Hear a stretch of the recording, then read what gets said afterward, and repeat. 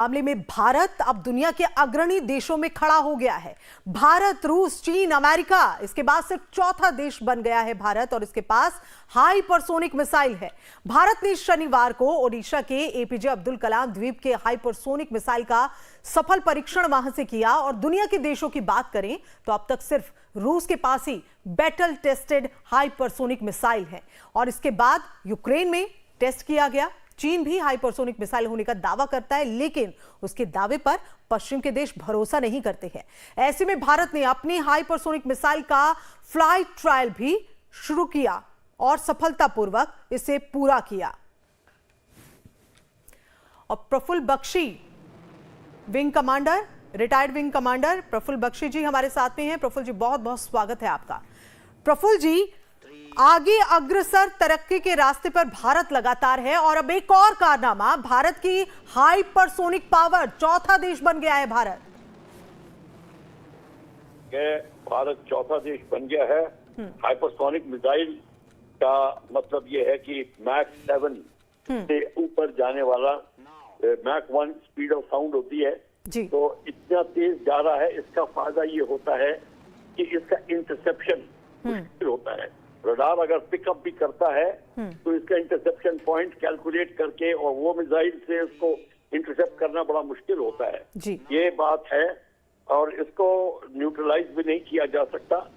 तो पर ये देखना है कि ये डीआरडीओ ने अभी न्यूज रिलीज नहीं करी, ये हाइपरसोनिक मिसाइल की रेंज कितनी है जी। ये अगर लॉन्ग रेंज की है तो इसका मतलब है फोर्स मल्टीप्लायर बन जाता है। बहुत हैवी वॉर हेड लेके जो विध्वंसक नाश करने वाली जो उसके पास में बारूद है, और कौन सा टाइप का हो जो भी है, वो वाइटल एक्शन और वाइटल पॉइंट दुनिया जो देश के दुश्मन के दूरी इलाके पे हैं, 1000 किलोमीटर 1500 किलोमीटर, उसको विध्वंस करता है।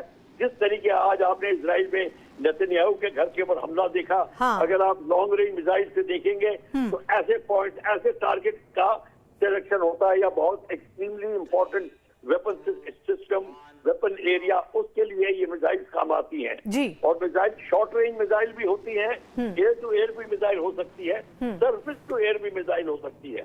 तो ये चीजें हैं। तो हाइपरसोनिक का होना मतलब ये है इसका इंटरसेप्शन मुश्किल हो गया है, और रिएक्शन टाइम दुश्मन को बहुत कम मिलता है। इतनी स्पीड पे गया और उसे डिस्ट्रॉय कर दिया। तो हमारी जो शक्ति इतनी बढ़ गई है। तो ये मैं बता दूं, भारत की रॉकेट टेक्नोलॉजी और मिसाइल टेक्नोलॉजी वाकई में ही अद्वितीय है, नंबर 34 स्थान पे है, बिकॉज ऑफ हमारे राष्ट्रपति अब्दुल कलाम ने हमारे को इतनी बढ़त दी इस एरिया में, और हमारे जो साइंटिस्ट हैं, अब हमारी जो सैटेलाइट सिस्टम है वो भी इससे रिलेटेड है। वो देखिए सारी दुनिया डिपेंड करती है। प्रफुल्ल जी, 6174 किलोमीटर प्रति घंटे की रफ्तार से ये आगे बढ़ेगी। अगर हम अन्य देशों की बात करें जिसमें हमारा अमेरिका आता है, इसके अलावा रूस की भी बात हो रही है, इस तरह के कई देश शामिल हैं। ऐसे में भारत की इस मिसाइल से अगर कंपैरिजन करें, जो कि अपने ही देश में बनी है, देखिए ये भी एक बड़ी उपलब्धि है कि अपने ही देश में हमने इसे बनाया, और उसके बाद जो इसकी क्षमता है, जो मारक क्षमता कह लीजिए, जो इसकी रेंज है, अगर हम अन्य देशों की हाइपरसोनिक मिसाइल से कंपैरिजन करें तो कितनी बेहतर इसे माना जाए? नहीं, ये बहुत बेहतर है। ये आप जो बात कर रहे हैं, मैं वाकई में सराहना करता हूँ कि हम नंबर 3 या नंबर 4 पोजीशन में हैं। अमेरिका है, रशिया है, चाइना है, अब तो फ्रांस और इंग्लैंड भी हमारा बराबरी नहीं कर सकते। तो ये बात अपने आप में अद्वितीय है, इसमें कोई दो राय नहीं है। पर मैं आपको ये बता दूं कि आपको हमको हमारी जो स्वावलंबिता थी, सबसे पहला जो हमने इस क्षेत्र में स्वावलंबिता हासिल कर रहे हैं वो है मिसाइल के क्षेत्र में।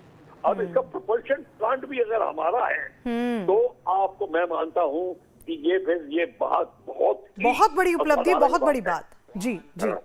तो आपके जो कि सारी प्रॉब्लम आ रही है हमारे को हर क्षेत्र में प्रोपल्शन प्लांट को लेकर, इंजन को लेकर जी, ये उपलब्धि जो हमने हासिल की है, इसको हम सराहना करते हैं। और आप देखेंगे इसकी मांग इतनी बढ़ जाएगी कि हम और देशों को सप्लाई करेंगे।